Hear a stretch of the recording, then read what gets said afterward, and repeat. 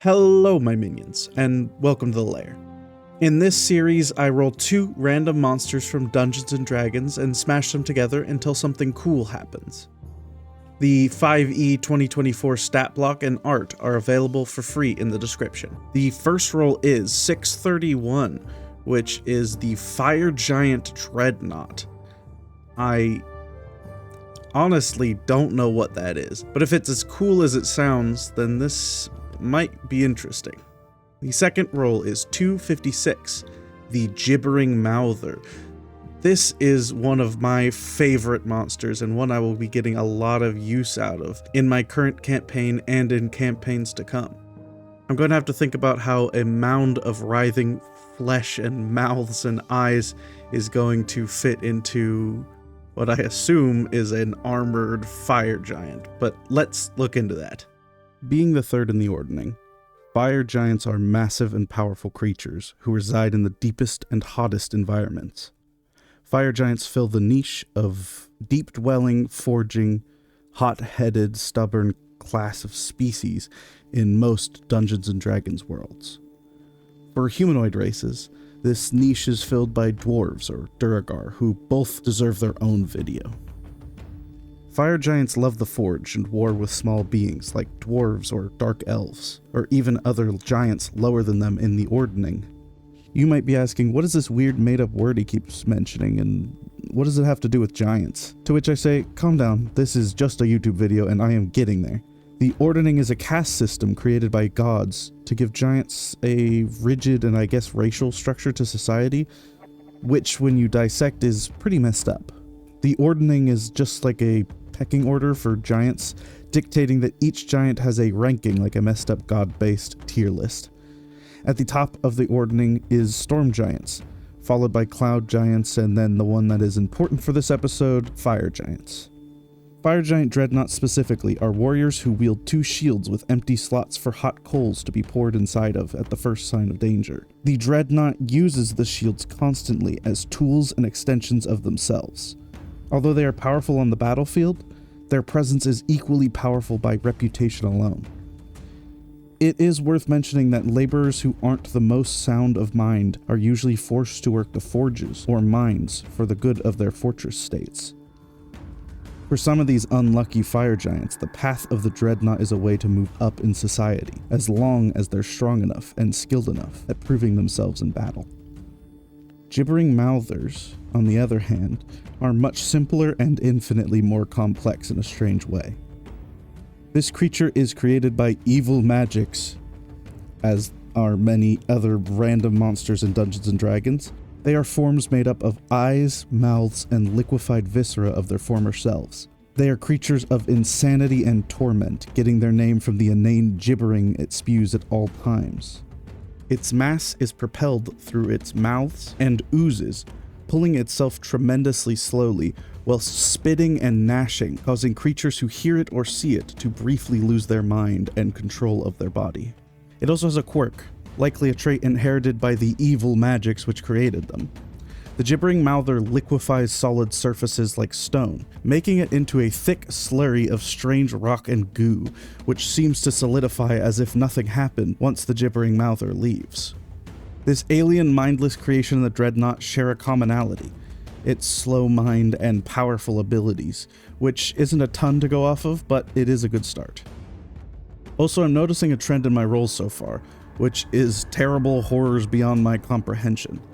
Rather than following the trend of viscera and eldritch horror, we'll lean into the side of fire giant, with some terror thrown in there too, don't worry.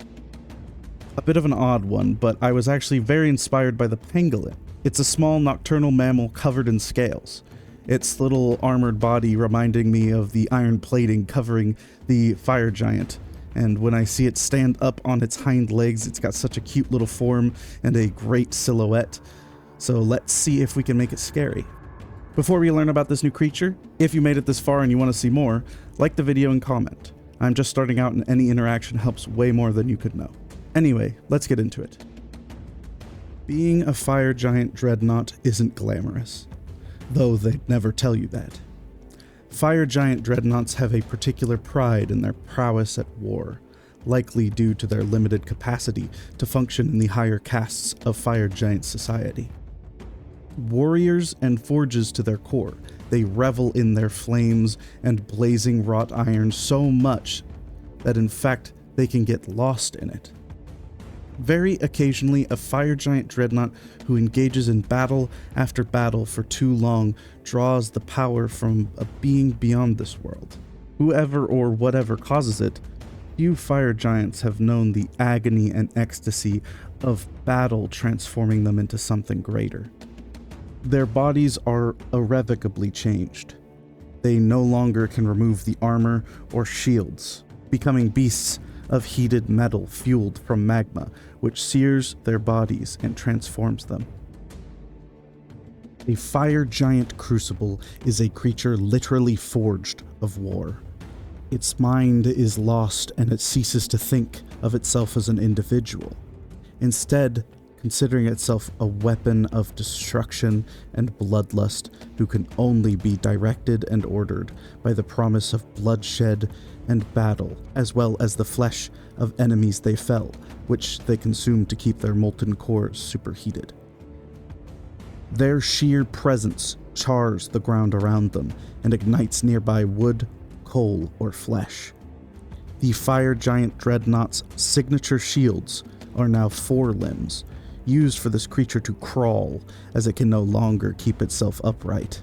They are shunned from fire giant society, but recognized as weapons that are almost as likely to attack its fire giant allies as the enemies.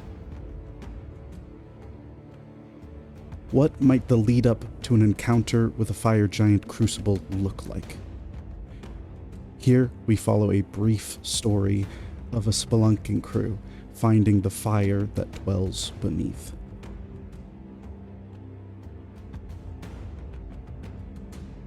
It was supposed to be an easy job. Just a small prospecting venture, some of the boys and me. Broth, Haggard, Delwyn, we heard reports of gold, silver, a huge payday, in a cave near Telwick.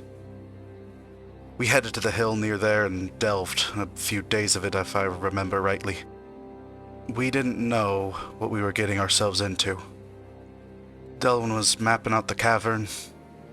We hoped to bring a whole company down there once we found a node or two or a vein of silver, gold, but heat got so bad down there we ran through most of our water pretty quick. Any water we found down there tasted like iron and spoiled axebeak eggs. Delwyn scouted out a route deeper. He said we had to be close, but Haggard and Broth wanted to turn back. Broth and Haggard stayed up at the top, as Del and I descended a little further. And what we found were ruins with gold inlays, untouched for who knows how long. I pried some of the gold off, bagged what the ropes could carry, sent it up as Delwyn planned the logistics, and looked a little further into the ruin. I didn't notice till I heard it. Shaking ground, sound of hammers on stone like 10 men mining in rhythm that got faster and faster as I heard Delwyn scream. I ran toward it, but it was already too late. Whatever that thing is, it took him. I looked for him. I looked through those holes, and all I saw was a monster.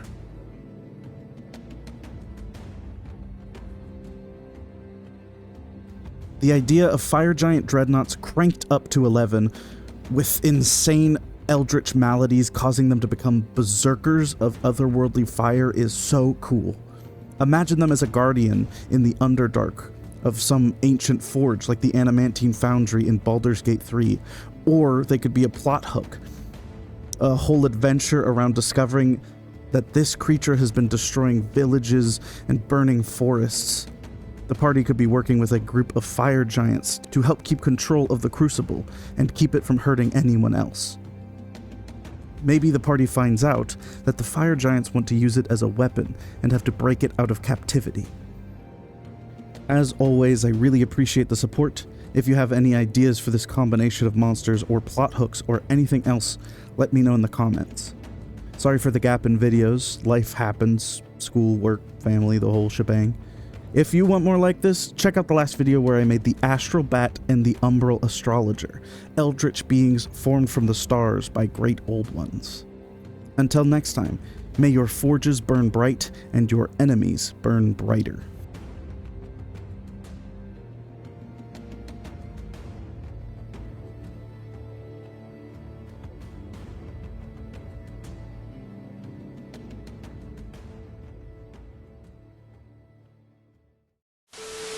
Their bodies are irrecoverably irrevocably